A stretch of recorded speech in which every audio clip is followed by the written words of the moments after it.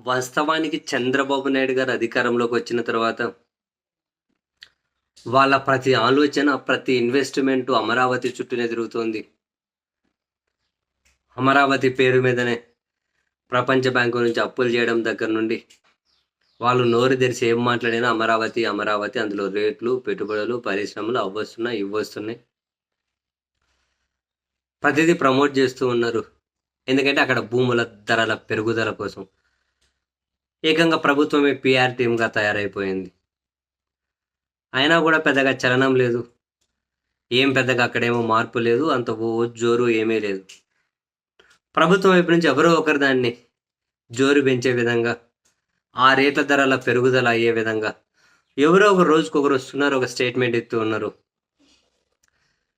తాజాగా Andhra cricket association అధ్యక్షుడు, Vijayawada MP కూడా అయినటువంటి కేసినేని చిన్ని గారు అయితే అమరావతిలో అంతర్జాతీయ క్రికెట్ స్టేడియాన్ని నిర్మించబోతున్నాము అని చెప్పి ప్రకటించారు. అమరావతిలో అంతర్జాతీయ క్రికెట్ స్టేడియం. నాకు అనిపించింది ఏముందిలే, అమరావతిలో ఒలింపిక్ జరుపుతామని చెప్పి 2034 ఏమో అన్నారు ఇంతకుముందు సీఎం గారు. అమరావతిలో ఒలింపిక్ జరుపుతామని ప్రకటించిన దానికంటే ఈ అంతర్జాతీయ క్రికెట్ స్టేడియం నిర్మిస్తామని చెప్పడం ఏమీ అంత పెద్ద స్టేట్మెంట్ కాదులే దాంతో పోలిస్తే అని చెప్పి అనిపించింది.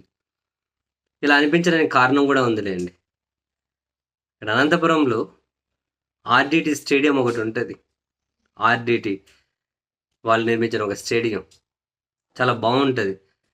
దాన్ని కొంచెం మెరుగులు దిద్ది దాని మీద కాసింత దృష్టి పెట్టి అంతర్జాతీయ క్రికెట్ స్టేడియంగా కాదు, కనీసం రంజీ మ్యాచ్లు జరిపే కన్నా నిర్ణయాలు తీసుకోవచ్చు కదా, దానికి కావాల్సిన కొన్ని రిక్వైర్మెంట్స్ ఫుల్ఫిల్ చేసి.